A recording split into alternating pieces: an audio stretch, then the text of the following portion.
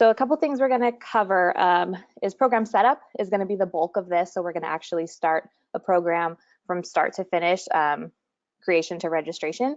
And I'll show you some tips along the way for those of you that have been around for a while where you can copy existing programs to save you some time. So jumping straight into it, I'm already logged into my management console here. To create a new program, there's two ways you can do it. One, you can find an existing program. Let's say you have a program that you've used in the past and things went really smoothly. It was easy for your parents to use, and you just want that same experience this year. You can always go to an existing program and copy it. So what this is going to do is copy over everything that you've already created, and you'll just need to rename your master program and your group programs if it's a group program. If it's not a group program, you'll only need to rename the one. But yeah, this is probably the most common way to create new programs or to reopen registration once you have one season or 1 year under your belt. But we're going to go and start from scratch today. So if this is your first time, or if you need to create something new, something that you haven't done before. So you're going to click on the Create a New Program button, and you'll see some options here of different types of programs. It's important to know that there aren't too many differences between these. It's just going to be a matter of preference and how they're going to be filtered on your website. So we've got league, event, tournament, camp, club, and class. If you don't see class, go ahead and shoot an email to support@LeagueApps. This is a newer program type, and some partners don't have it turned on. So if that's something that you want to do, just give me a shout out and we can enable that for your site. League, event, camp, and club are very much identical except for the terminology. Tournament will come along with some additional tournament settings, especially around scheduling. And then class is going to be session based by default, so people can register for more than one program in one registration. So today we're going to go ahead and create an event. It's kind of the most universal program, so I figured it would be good for today. Now, an event can be anything you want it to be. It can be a tryout, it can be a camp, it can be a fundraising event that you're having. So I think what we're gonna do is create a winter camp. And we did have the camp option, but like I said, it's gonna change the filtering on the site. So maybe I don't want a camps tab, or I don't want the URL to be /camps. With this program, since I made it an event, the site URL is going to be /events where it's going to pop up. So just a little bit of how that works there. I'm not going to make it a grouped program, just a single program today. We will call it 2019 Winter Skills Camp. And let's say this is basketball. You can choose your sport, season, level. Now these are the default options. If you want to create your own levels, if you click this edit here, link here, you can go in and define different levels. These can be helpful just to help you organize and filter things on the back end too. They don't have to be levels. I've seen people put in here things like coaching. So if they're making a bunch of coaching programs, they'll put the level as coaching so they can easily group all of those together. Gender, we'll say any. And I'm going to make this private for visibility. I don't like to set things as public until they're ready to go, especially before you've set any registration options or payment, because people could sneak in and register depending on how popular your website is. So we're going to keep that private until we're ready to go live. Some options here: host, program code, and sponsor are all optional fields. If you have information to put there, great. If not, you can just leave it blank. This is just going to show up on the program page that your users will see when they go to register. So if you want to, shout out any sponsors, if someone's hosting it. And then program code is, again, for reporting. I've seen some partners use this. If they have different locations, they can put the location in as a code just to help them keep their data straight. Your start date is going to be required. If you're doing a league or a club team, people have a lot of questions about this. I like to say it should be the first time that there's any obligation from the people that are registering. So if you have a mandatory meeting, or if there's a first practice date, I would put this here. This is when it's going to show that the activity is live, registration will be closed, and you'll be in the thick of the program. So we're going to say my camp is going to start December 9th. Time is optional. We don't want to start at 1 a.m. Let's do, we'll do 10 a.m. You can decide if you want that to be visible. If you don't want that to show on the page, just uncheck that. If you're unsure of your start date, you can check that. And what that's going to do is add a little TBD or start date is tentative text on your page. End date is optional, but again, it just helps kind of get that information out to your customers as quickly as possible. So we will say it's going to be every day from 10 to 2. Registration start and end. These are optional too, but this is how you can control when that registration button appears. If I don't want it to open until the end of the month, or we'll say November 1st, I can set that. If I don't put anything here, as soon as I create that program, people can start registering. End date, same thing. If I want to close registration on a certain date, you want to make sure nobody sneaks in. You can close registration. If I leave it blank, it's just going to stay open even after the activity has started. Registration status here. So these are some additional little features that can override your settings, your registration settings. So there's open soon, open, sold out, limited spots. You can read the rest here, but it can be helpful to narrow down what types of registrations you're accepting. Again, if you have a wait list, you can put that there. Not all of these options will have actions attached to them. Sold out will close registration, canceled will close registration.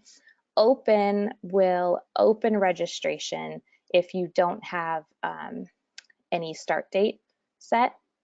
If you set it to open soon, that will keep it closed until you change it to open if there is no start date. These are helpful if you want to open at a certain time. So if you leave the start and end date blank and set it to open soon, you can hop on here at noon on a Tuesday and switch it to open if that's when you want your registration to open. So some helpful things here if you need them. I'm going to leave it just as it is for now.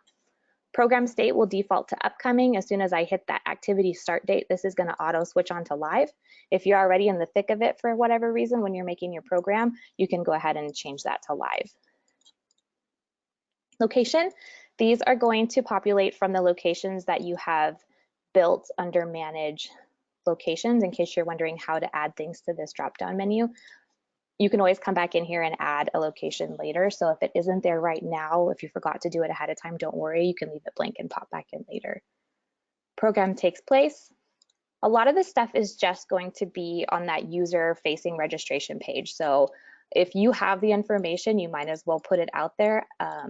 As a former sports organizer, I know that you have to severely over communicate with people sometimes. So anywhere you can put that information, it's helpful.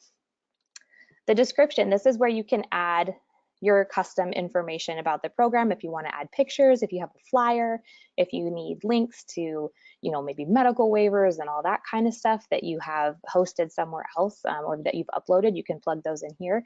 This is going to show on that registration page as well. So that's it for this page. And we're going to go ahead and save and edit our options.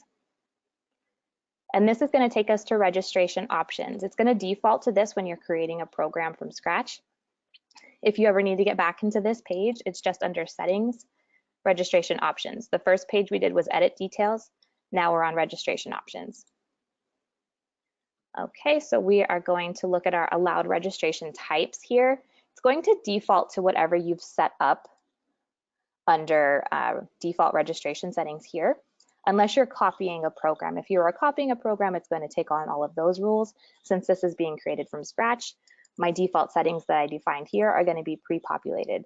So if you're finding every time you're creating a program, you're changing all these things, it might be worth editing your default settings to those settings that you use more frequently. So allowed registration types, you can turn on for program staff. This is going to be adults or people that are going to be registering either themselves or registering a team. Individuals, you can turn on small groups if you would like. This isn't a very common feature, but it's there if you have, I think this is probably more common in adult rec leagues where people join as maybe a group of 3 or 4 and they want to stay together. If you turn on small groups, it's going to take the place of putting a form field in that says, oh, I want to be with this player. If you have the small groups turned on, it puts it back on them. So when they register, they can choose a small group to join. So that's what that is there. Again, popular with adult rec leagues, not so much with the kids. Allow players to register for groups directly. So this is if you are going to be doing groups or teams, and you'll notice I'm in an event, so it's defaulted to groups. It has the same functionality in a league or a club team or a tournament as teams would, but in this program it's groups. It's important if you're using groups or teams to have this on, or people aren't going to be able to register onto those teams. I know the terminology is a little bit strange right here, but we've got individuals as if they're just registering into the program. There's no groups, or maybe there are groups, but you're going to manually add them to the groups later. Allow players to register for groups directly should usually be used instead of individuals. So this would be if you create those groups and you want them to select a group during registration. Having them both on can be confusing. Again, I've seen it more common in the adult rec leagues where people are either joining a team, they know that they're joining, or they're joining as an individual or a free agent, and they're going to let you put them on a team. We're just going to do individuals. Age range, you can set this if you would like. What this is going to do is look at the birth date of the player and the age they are on this date. So if I don't want anybody to join that's over 15, I can set just a max age there, or I can set a minimum too, just to make sure that the system is helping me filter out those people. Membership rules. This is a kind of a rarely used feature also, but it's helpful for those of you that need it. You can require certain membership statuses to register, and these can be defined under membership here under settings if you want to rename these membership types, and you can have it assign it during registration if you would like to. Again, not super widely used, but it's there if that's something that you think would work for your organization. Email notifications, this part is pretty straightforward. Anybody that has a check next to their name is going to get a registration notification, a player ad notification, or a follow-up payment notification, so you can determine who gets those. This is one of those things where in default settings, if you're unchecking these every single time, it might be helpful to go in there and just uncheck them, and it'll start off like this. Capacity. So individual waiting list. Note it says individual. So the waiting lists are only available for individuals or free agents. If you have those team registrations open, we don't have waiting list options for teams. Okay, so I know that that is a question I get asked pretty frequently. So just to clarify that here, this only will work in a program setup like this, where I'm allowing individuals. Let's say I will let 50 people in. And then the second part here, players, this is going to count all the team players, all the waiting list players, and all of the registered players. So what I could do if I only wanted a wait list of 15, I could change this to 65. So there's going to be 50 allowed individuals to register, 65 total in the end, but those 15 are going to be waiting list players. Waiting list players are allowed to register into the same program. They'll fill out all the form fields, but they will not be required to pay at the end, and they will be notified from the beginning they're being put on a waiting list. You'll see them in your player list, but instead of spot reserved, it'll say waiting list next to their name. And it's really easy just to move them onto the team, move them to an individual position if a spot opens up. And then all they have to do is log in and pay. They don't have to fill out all that information. This one is really important if you're using these capacities. I always recommend to do pending and reserved, because what this is going to prevent is if two people are registering at the same time, it's going to count both of them as registrations. Otherwise, when you get to the end, you might be one over because it's not going to count them until they've paid, but anybody that's already began the registration flow is going to be able to finish. So this is good because this is going to count everybody and prevent you from going over your capacities. If you want to require payment of any unpaid invoices, let's say you are still collecting fees from a handful of people from last year, you can turn this on. And what that's going to do is when those people come to register, it's going to bill them for what they currently owe you along with this season or this program. It's kind of a strict feature. I don't recommend using it if you are doing a program where you're going to have a lot of siblings, because it will require the parents to register each sibling one at a time. So a little bit of a a downside there, but for those adult leagues, or if it's you know, something that you're brand new, it might work out a little bit better. I'm gonna leave that one off. Pay-based. This little switch can cause a lot of problems if it's not turned on. If you think everything's good to go and you save and open registration and wonder why no one is paying, well, we haven't defined any payment. We haven't done anything with any pricing or costs yet. So make sure you turn this on and it's gonna unlock all that pricing information. So we have two options here. They can register for free if this is a free event, or you can charge them. This was a week long, so we're gonna say it's $200. This is a little bit irrelevant here because I'm not doing groups. If you were using a fixed team fee and then you added a free agent or an individual to that team, this is a setting that will make it so their payment can either go towards that team fee or keep it separate. We're going to allow site credit. If you don't want anybody to be able to use discount codes for this program, you can check that. If you haven't created any discount codes, it doesn't matter. And then your processing fee here. I'm not a huge fan of processing fees. I like to just include it in the price, keep nice clean numbers. I know that I'm going to have some fees that are going to come out of that registration, but if you are adding in a processing fee, this is where you can do that, either a percentage or a dollar amount. Additional fees, we do have options for early bird, late registration. You can check these on and you can say, we're going to allow early bird for the first week after registration opens. So, and it'll show you right here until November 8th, people can get the early bird pricing, which I'll say is $175. I can also enforce late registration. Let's say you take too long and have made things a little bit harder. So I'm going to charge you a little bit extra. You can set a late registration fee there. Okay, and it'll confirm those dates with you when that will kick in.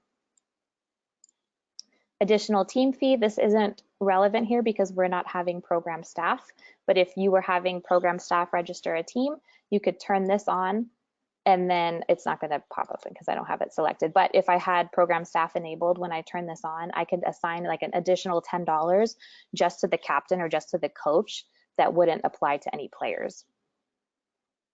And then I can choose to allow partial payments if I want to. If you're fine if people come in and pay what they can when they can, you can always set a minimum here.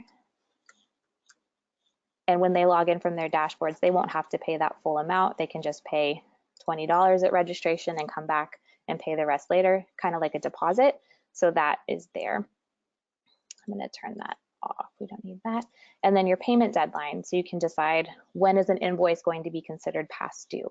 By the activity start date, within a defined number of days after registration opened. During registration, this is everyone will have a due date of their registration date, or if you don't want a deadline. The most common one is during registration. This is just going to be, hey, you came on, you started to register, payment is due when you register. If you check on strictly enforced payment deadline, this is actually going to void and nullify their registration if they don't pay within 30 minutes. So use this with care because that registration will disappear. It's great to make sure that you don't have people floating around in the program unpaid, but again, it's really strict, so I'm going to leave that one off.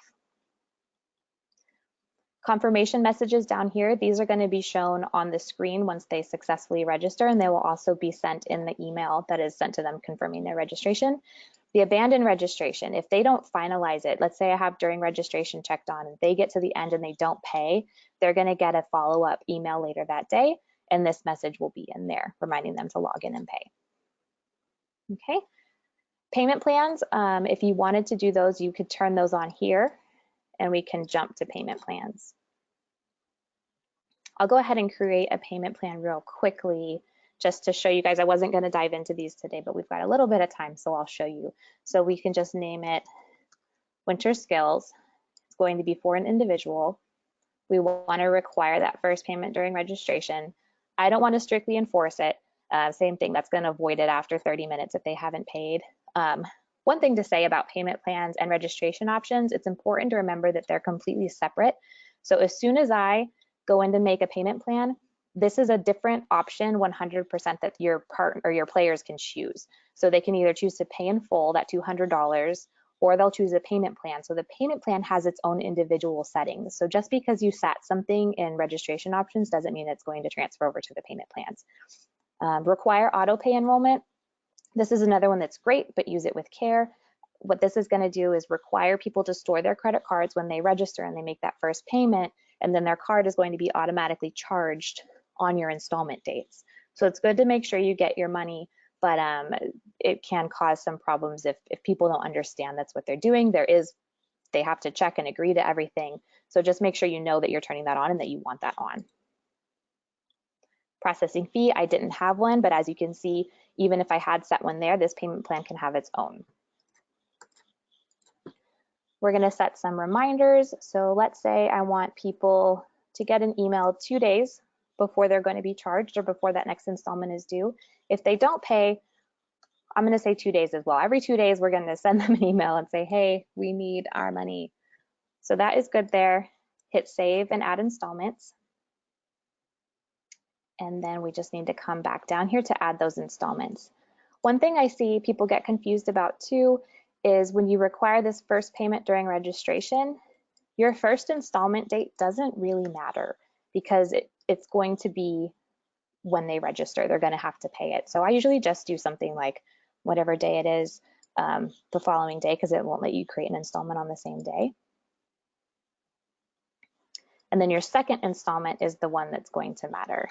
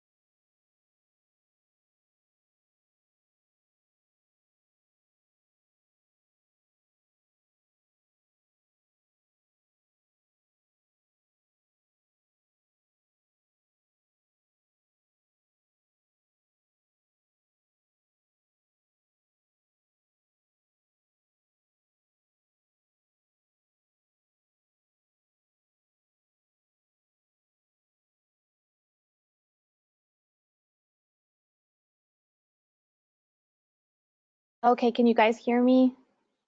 We back? I think we're back. So sorry about that. I lost internet, but I hope you guys didn't get kicked out.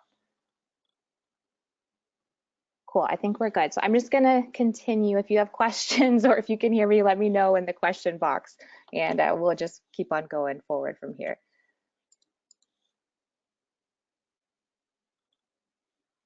Okay, so I'm gonna add my second installment, put a payment date of November 20th and add that there.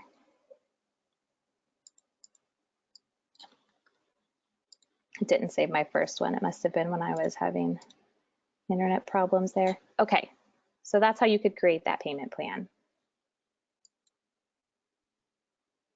One thing I like to do also once I've set up everything is go ahead and go back to the dashboard. You'll see it at a glance information here. And then you can also hit this view button to see what it's going to look like on the front end, and you'll see all of that information that I plugged in is here. So I have got my early, my late registration, my age, my dates, my times, all that information is here when it opens. And as soon as we roll around to November 1st, that's going to automatically change to a register button. Okay, so hopefully that was